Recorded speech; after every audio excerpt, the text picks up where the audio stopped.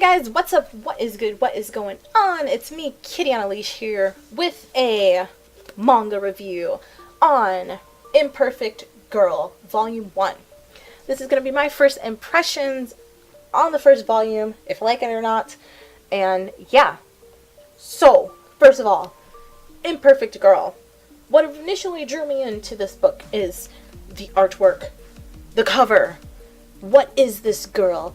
Creepy girl. You know, she's got a recorder. Maybe something to do with music. I don't know. Maybe. It sounded cool. The title, Imperfect Girl. I like words that are kind of like not good ones sometimes. So, Imperfect Girl. What's up with this girl? What's her mystery? What is she hiding? What's wrong with her? So, that took me over to the backside. We have this guy who is our main character who does not have a name at all.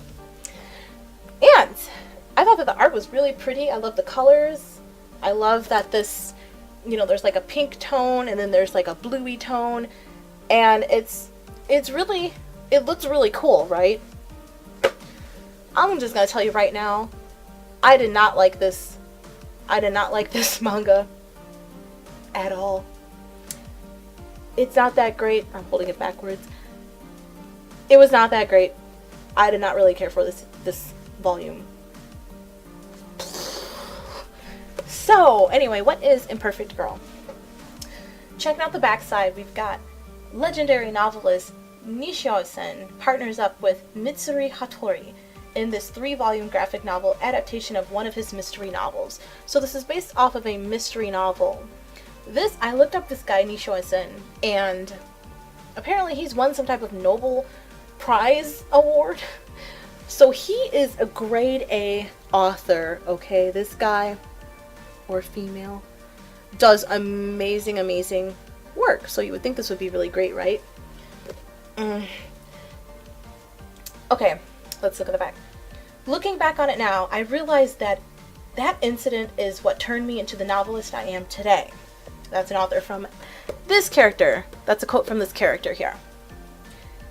An author is someone who creates tales, but an aspiring author, which is what he is someone who lies and nothing more. This incident happened 10 years ago when I was in college and merely an aspiring author. If those events never took place, I wouldn't have become much of anything at all, which is why I think I need to thank her. Thank that girl, ... This girl right here. That's who he needs to thank. So,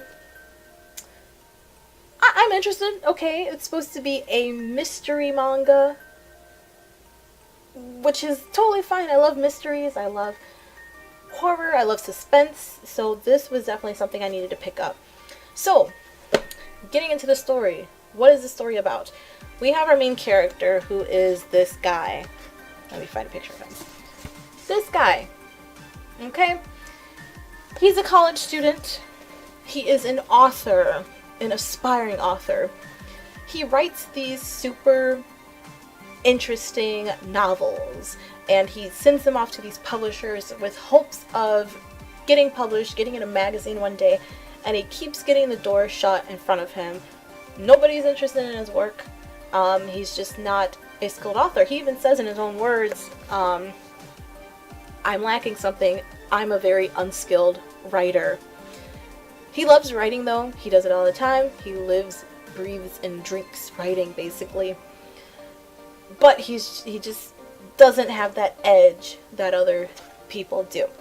So anyway, this guy says he has bad social skills, and it's really interesting because in the first couple panels, it's kind of like we have our main narrator who's explaining what this guy is, how he is, what his life is like, and everything. And it's not necessarily coming from him. So we get to the point, he's riding his bike to class one day or from class one day, and he happens to see two little schoolgirls walking together. This is our main character. Her name is revealed towards, the middle of the book. Her name is You, just the 2 letters, You. That's her name. So anyway, that's our main character. And he happens to be riding his bike when he sees these 2 girls crossing the street together, and all of a sudden, splat, there's a truck that rams into them, and this all happens within the first, 14 pages or whatever. So, he sees the two girls. He sees the girls get hit, and he's like, oh my gosh, what happened? So, truck finally was out of the way, you can see, the aftermath or whatever. And, by the way, this isn't super gory. There was no gore, really, in this book. So, after the truck, blasted out of the way, he's all in shock. They were hit, but come to find out, only one of the girls was hit. So, he's just like, oh my god, she's hit. The other girl continues to walk on like nothing happened, like she didn't see what was going on. She's on her Game Boy playing, probably some Super Mario game, and he kind of watches her. She walks, a couple feet, takes a moment to save her game where she is, puts her game in her backpack, and then turns around and is like, oh my god, oh no, freaking out over this little girl's dead body. And the guy, he's witnessing everything, and he's just like, what the hell just happened? This girl's weird. Like, why would you not realize that your friend, your best friend or whatever, totally got, dead smashed by this truck, and you had the nerve to continue walking like nothing happened and save your video game? Weird stuff. It was, the weirdest thing that had happened in the manga so far. So, anyway, that incident is over. He goes home. He's thinking about it. He's like, that was the weirdest thing I've ever seen. What was wrong with that girl? What made her do what she did? It was not a normal reaction at all, She almost got hit with the car. What the heck's going on here? So anyway, he goes to school. He's thinking about it. He's pondering life. He's like, oh, and this guy's all about writing. He just wants to become an author. So he spends his days just contemplating about writing and how one day he's gonna hopefully send something good and he's gonna just validify himself as being a writer. But he never does. So anyway, he goes to school the next day. After school, he's riding his bike. He gets tripped up by a recorder or something that was in between his wheel. So anyway, gets home from school. No, he gets home from school just to realize that he doesn't have his keys. He lost his keys somewhere, and the dude's just standing at the door like, no. So, calls up his landlord, gets the locks, the keys fixed, or whatever he does, gets in his apartment, and starts working on his book. All he wants to do is work on his new novel. And then, the girl, Yu, is in his apartment. So she stole his keys. She created that scene to trip him up, steals his keys, and then hides in his apartment waiting for him to get home. So this girl's got a knife. She's like, you know what? You saw who I really am that day.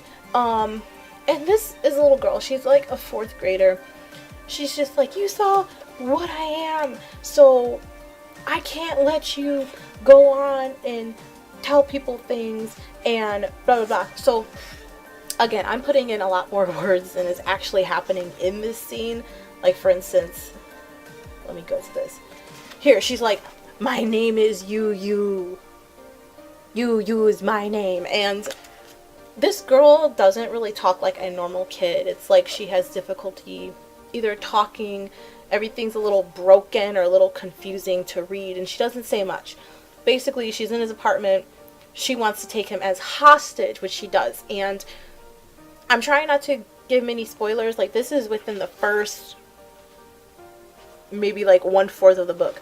So anyway, she takes this guy as hostage. She has this little, blunt, freaking, it looks like a box cutting knife. And she's just like, you come with me. You walk. You come with me. Right in the middle of his back. So he's just like, oh my god, I'm being taken hostage by a little middle schooler or elementary kid.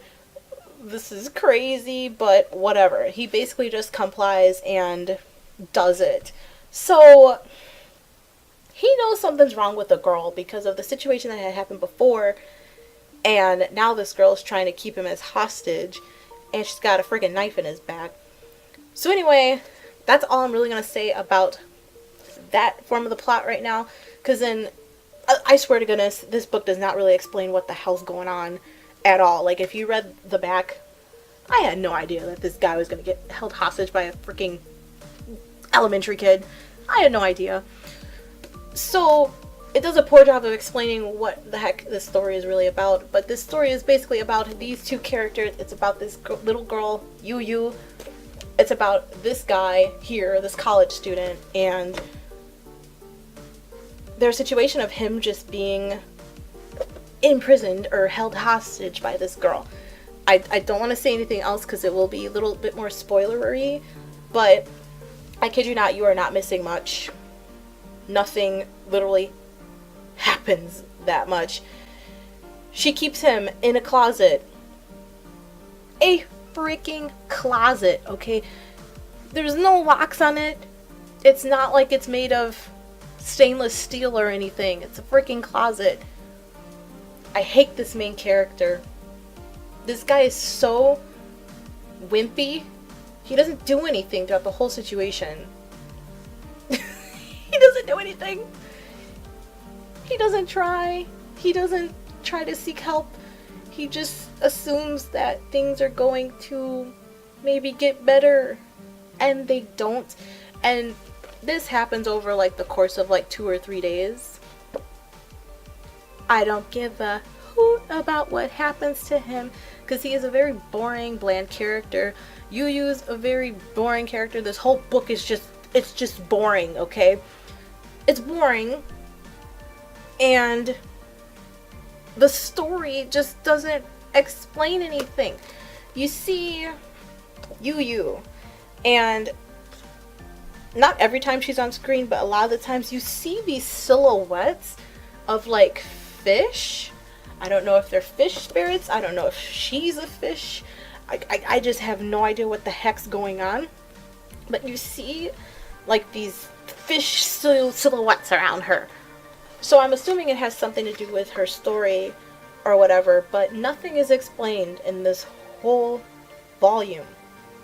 It literally just revolves around this girl, and I don't know what's wrong with her. I don't know if she's a little psychologically messed up or she has some mental issues going on to the point where maybe her feelings are disconnected from the world. Maybe that's why she feels like she needs to imprison this guy, because he saw right through her, literally saw right through her act of everything. And I just have no idea what is going on here. It's really it's weird, okay? But it's not weird in a good way. It's not like reading something like Jinju Ito, where it's amazing, weird, and creepy. This is just it's just weird and it doesn't go anywhere. So I don't know. I definitely do not want to read the next volume though. If anything, it would be interesting to see where this is going in terms of what this girl is, why she did what she did, what about this incident, which I don't think is really that large of a deal, is going to do to this man to make him a great author. I just have no idea. And you would think that with him being an artist, a creative mind, that he would have some idea on how to fight back, how to escape, how to get out of this situation. And he really doesn't. He just submits to everything. And it's just like, it's so unrealistic. The whole plot is super unrealistic. This would never happen to anybody, okay? You're a grown-ass man. Okay, she is a little kid. And you can't get out of the situation. Are you really telling me you can't get out of the situation? This whole book could have been, like, it could have not even happened if he would have done something. But maybe that's the point. Maybe the point is to have this super submissive character that is just not going to do anything. And then maybe there's some bigger incident than what's going on within, like, the first volume that really changes him into a great author, I don't know. I hope that's the case, because right now this is bad. This is like so bad to the point that after I read it, I was so dissatisfied, I almost wanted to take it back to the store. This volume was not cheap, okay? It was $12.95. And to have to read it and just feel so like, what the heck did I just read? It sucks. It's really terrible. It is not a good feeling at all. I usually like not everything I read, but a good majority of the stuff that I read. And this was lame. This was not good. And I feel so bad about saying that about this book, but I mean, there's nothing really to it that is great. Really? I don't know, guys. I did not like it. Alright, let me give it a rating. If I have to give it a rating, I'd probably give it a D. Not a D minus, not a D plus, but just a solid D. It lacks story. It lacks realism. It lacks something that makes me want to read and understand. These characters are blah. The mystery here, where's the mystery? Like, it doesn't really get much into it. Yeah, I'd like to know what's wrong with this girl. Yeah, I'd like to see this guy get out of the situation, but he just turned me off so much. He doesn't do anything at all. So, I don't know. This was so disappointing.